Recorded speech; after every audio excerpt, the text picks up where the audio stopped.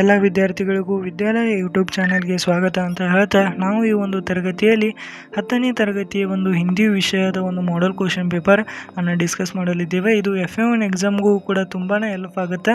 ಅದೇ ರೀತಿ ನಾವು ಈ ಒಂದು ವಿಡಿಯೋದಾಗ ಅದರ ಉತ್ತರಗಳನ್ನು ಕೂಡ ಡಿಸ್ಕಸ್ ಮಾಡಲಿದ್ದೇವೆ. ಆದ್ದರಿಂದ ನೀವೇನಾದರೂ ನಮ್ಮ ಚಾನಲ್ಗೆ ಹೊಸಬರಾಗಿದ್ದರೆ ಈ ಚಾನಲ್ನ ಸಬ್ಸ್ಕ್ರೈಬ್ ಮಾಡ್ಕೊಳ್ಳಿ ಅಂತ ಹೇಳ್ತಾ, ಈಗ ತಡ ಮಾಡದೆ ಕ್ವಶನ್ ಆನ್ಸರ್ ಕಡೆಗೆ ಮುಂದುವರಿಯೋಣ. ಇಲ್ಲಿ ಮೊದಲನೇ प्रश्न ನಾವು ನೋಡಬಹುದು. निम्नलिखित प्रश्नों के लिए चार विकल्प सुझाव दिए गए हैं. उनमें से सर्वाधिक उचित विकल्प चुनकर उसके संकेताक्षर सहित ಪೂರ್ಣ ರೂಪಿಸಿ ಲಿಖಿ ಅಂತ ಕೇಳಿದ್ದಾರೆ. ಬಹು ಆಯ್ಕೆ ಪ್ರಶ್ನೆಗಳನ್ನು ಇಲ್ಲಿ ಕೇಳಿದ್ದಾರೆ. ಅದರಲ್ಲಿ ಮೊದಲನೇ ಪ್ರಶ್ನೆಯನ್ನು ನೋಡೋದಾದ್ರೆ, ರಾತ್ ಶಬ್ದಕ್ಕೆ ವಿಲೋಮ ಶಬ್ದ ರೂಪ ಕ್ಯಾ ಹೈ ಅಂತ ಕೇಳಿದ್ದಾರೆ. ಅದರ ಉತ್ತರವನ್ನು ನೋಡೋದಾದ್ರೆ, ರಾತ್ ಅನ್ನೋದು ರಾತ್ರಿಯನ್ನು ಸೂಚಿಸುತ್ತದೆ. ಅದೇ ರೀತಿ ಅದರ ವಿಲೋಮ ಶಬ್ದ ಅಂದ್ರೆ ವಿರುದ್ಧಾರ್ಥಕ ಪದ ಅಂತ, ಅಂದ್ರೆ ಅದರ ವಿರುದ್ಧಾರ್ಥಕ ಪದ ಯಾವ್ದಾಗಿರ್ತದೆ? ದಿವಸ ಆಗಿರ್ತದೆ. ಆದ್ದರಿಂದ ಆಪ್ಷನ್ ಬಿ ದಿನ್. ಇನ್ನು ಅದೇ ರೀತಿ ಎರಡನೇ ಪ್ರಶ್ನೆಯನ್ನು ನೋಡೋದಾದ್ರೆ, ನಿಮ್ನಲಿಖಿತ ಶಬ್ದೋ ಮೇಸೆ ಏಕವಚನ ಶಬ್ದ ಹೈ, ಅಂದರೆ ಏಕವಚನ ಶಬ್ದವನ್ನು ಕೇಳಿದ್ದಾರೆ. ನಾವಿಲ್ಲಿ ಒಂದೊಂದಾಗಿ ನೋಡ್ಕೋಬಹುದು. ಲಡಿಕೆ ಅನ್ನೋದು ಬಹುವಚನವಾಗಿರ್ತದೆ. ಲಡ್ಕ ಅನ್ನೋದು ಅದರದ್ದು ಏಕವಚನ. ಅದೇ ರೀತಿ ಮಾಲಾಯಿ ಇದೆ ನಮಗಿಲ್ಲಿ ಪರ್ಟಿಕ್ಯುಲರ್ ಆಗಿ ಎ ಅನ್ನೋದು ಬಹುವಚನಗಳಿಗೆ ಮಾತ್ರ ಬರ್ತದೆ. ಇದು ಬಹುವಚನ ಅಂತೇಳಿ ನಾವು ಕಂಡುಹಿಡಿಬೋದು. ಅದೇ ರೀತಿ ಮುಂದಿನ ಆಪ್ಷನನ್ನು ನೋಡೋದಾದ್ರೆ, ಆಂಕ್ ಅನ್ನೋದು ಇದು ಏಕವಚನ ಆಗ್ಬೋದು. ಅದೇ ರೀತಿ ಬಾತೆ ಅನ್ನೋದು ಬಹುವಚನ.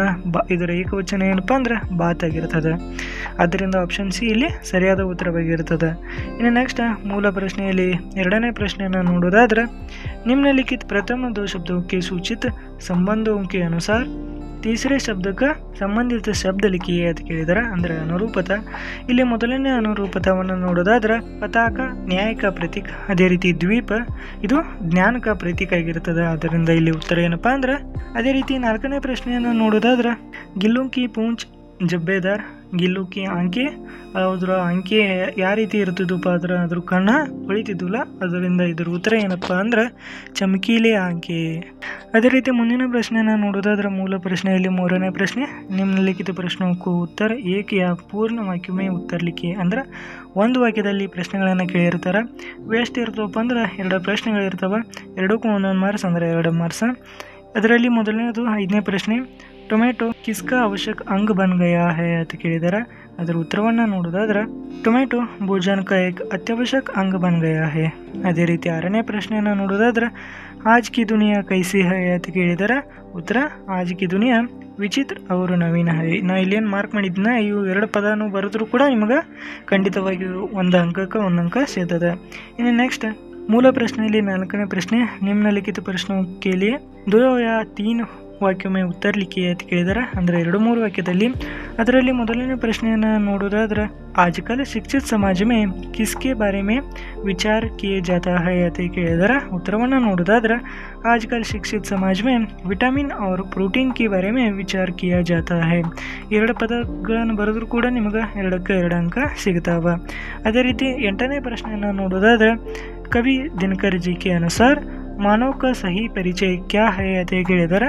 ಉತ್ತರವನ್ನು ನೋಡೋದಾದ್ರೆ, ಮಾನವ के बीच स्नेह का बांधना मानव की सिद्धि है. ಅದೇ ರೀತಿ 2ನೇ ಪಾಯಿಂಟ್, जो मानव दूसरे मानव से प्रेम के रिश्ते जोड़कर आपसी की दूरी मिटाए ಇವೆರಡು ಮಿಠಾಯಿ ಇವು 2ರೊಳಗೆ ಒಂದು ಬರಿಬೋದು ನೀವು. ವಹಿ ಮಾನವ ಕಾಲನೆಗೆ ಅಧಿಕಾರ ಹೋಗ. ಇನ್ನು 3ನೇ ಪಾಯಿಂಟನ್ನು ನೋಡೋದಾದ್ರೆ, ಯಹಿ ಮಾನವಕ್ಕೆ ಸಹಿ ಪರಿಚಯ ಹೈ. ಇನ್ನು ಮೂಲ ಪ್ರಶ್ನೆಯಲ್ಲಿ 5ನೇ ಪ್ರಶ್ನೆ, 3 ವಾಕ್ಯದಲ್ಲಿ ಉತ್ತರಿಸಿ. ಅಂದರೆ 3-4 ವಾಕ್ಯವನ್ನು ಉತ್ತರ ಲಿಖಿ. ಅಂದರೆ 3 ವಾಕ್ಯದ ಒಂದು ಪ್ರಶ್ನೆ ಇರ್ತದೆ. ಅಷ್ಟೇ 2 ಇರ್ತವೆ ಪ್ರಶ್ನೆಗಳು. ಅದರಲ್ಲಿ ಮೊದಲನೇ ಪ್ರಶ್ನೆಯನ್ನು ನೋಡೋದಾದ್ರೆ, ಮಾತೃಭೂಮಿಗೆ ಪ್ರಾಕೃತಿಕ ಸೌಂದರ್ಯಕ್ಕೆ ಬಾರೆ ಮೇ ವರ್ಣನ್ ಕೀಜಿಯೇ ಅಂತ ಕೇಳಿದ್ದಾರೆ. ಅದರ ಉತ್ತರವನ್ನು ನೋಡೋದಾದ್ರೆ, मातृभूमि के खेत हरे भरे और सुंदर है, वन उपवन फूल फलों से भरे हुए हैं. ಅದೇ ರೀತಿ ಖನಿಜೋं का व्यापक धन भरा हुआ है. ಇನ್ನು 10ನೇ ಪ್ರಶ್ನೆಯನ್ನು ನೋಡೋದಾದ್ರೆ, ಗಿಲ್ಲು ಕೆ ಕಾರ್ಯಕಲ್ಪೋं के बारे में लिखिए. ಅಂದ್ರೆ ಆ ಗಿಲ್ಲು ಏನೇನು ಚೇಷ್ಟೆ ಮಾಡ್ತಿತ್ತಲ್ಲ ಅದರ ಬಗ್ಗೆ ಉತ್ತರವನ್ನು ಬರೆಯಾರೆ ಅಂತ ಕೇಳಿದ್ದಾರೆ. उत्तरವನ್ನು ನೋಡೋದಾದ್ರೆ ಮೊದಲನೇ ಪಾಯಿಂಟ್, वहाँ स्वयं हिलाकर अपने घर में झूला झूलता था। अದೇ ರೀತಿ महादेवी वर्मा जी को ध्यान आकर्षित करने के लिए वहाँ पैर तक आकर सर से पर्दे पर चढ़ जाता था और उतरता था। अದೇ ರೀತಿ ಮೂರನೇದು, वर्मा जी को चौंकाने के लिए कभी कभी फूलदानों की फूलों में, कभी पर्दे के चुन्नट में और कभी तो सूंज की पत्तियों में छिप जाता था। लेखिका को चौंकाने की चेष्टाएं करता था। ಅದೇ ರೀತಿ ನಾಲ್ಕನೇ ಪಾಯಿಂಟನ್ನು ನೋಡೋದಾದ್ರೆ, वर्मा जी के कार्यों को देखते हुए मेज पर घंटों तक बैठता रहता था। ಅದೇ ರೀತಿ ಆರನೇ ಪಾಯಿಂಟನ್ನು ನೋಡೋದಾದ್ರೆ ಐದನೇ ಪಾಯಿಂಟನ್ನು ನೋಡೋದಾದ್ರೆ, भूख लगने पर चिक चिक करता था। ಮುಂದಿನ ಪಾಯಿಂಟ್, खाते समय थाली में से एक एक चावल की दाना उठाकर बड़ी सफाई से खाता रहता था। अस्त व्यस्तता में लेखिका के सिरहाने बैठकर अपने नए पंजे से सिर और बालों को हौले हौले से सहलता था। अದೇ ರೀತಿ ಮುಂದಿನ ಪಾಯಿಂಟನ್ನು ನೋಡೋದಾದ್ರೆ, खिड़की की रास्ते बाहर जाकर दिन भर गिलहरियों के झुंड का नेता बनकर डाल पर उछलता कूदता था। लास्ट ಪಾಯಿಂಟ್, लेखिका के चौंकाने की चेष्टाएं करता था। ಇದರೊಳಗೆ ನಿಮಗೆ ಯಾವ 3 ಅಥವಾ 4 ಪಾಯಿಂಟ್ ಬರೆದ್ರು ಕೂಡ ನಿಮ್ಗೆ ಅಷ್ಟಕ್ಕೂ ಅಷ್ಟು ಮಾರ್ಕ್ಸ್ ಸಿಗ್ತಾವೆ, ಅಂದ್ರೆ 3 ಮಾರ್ಕ್ಸ್ಗೆ 3 ಮಾರ್ಕ್ಸ್ ಸಿಗ್ತಾವೆ ನಿಮ್ಗೆ. ಇನ್ನು ನೆಕ್ಸ್ಟ್ ಮೂಲ ಪ್ರಶ್ನೆಯಲ್ಲಿ 6ನೇ ಪ್ರಶ್ನೆ, गद्यांश के ध्यानपूर्वक पढ़ाकर ನಿಮ್ನಲಿಖಿತ ಪ್ರಶ್ನೆಗೂ ಉತ್ತರ ಲಿಖಿ ಅಂತ ಕೇಳಿದ್ದಾರೆ. ಅದರಲ್ಲಿ ಒಂದು ಗದ್ಯಾಂಶವನ್ನು ಕೊಟ್ಟಿರ್ತಾರೆ ಅವರು.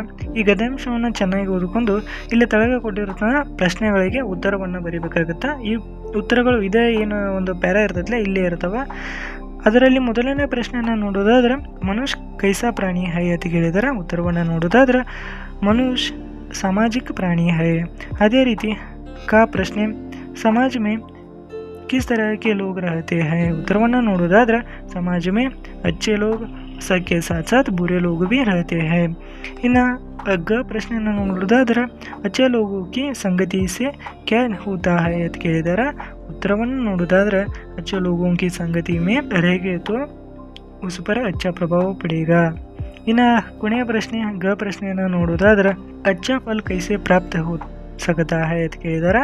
ಉತ್ತರ, मनुष्य को चाहिए कि वह अच्छा लोगों के साथ उठे बैठे और अच्छा फल प्राप्त करे.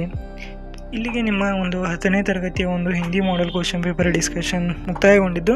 ನೀವೇನಾದರೂ ನಮ್ಮ ಚಾನಲ್ಗೆ ಹೊಸಬರಾಗಿದ್ದರೆ ಈ ಚಾನಲ್ನ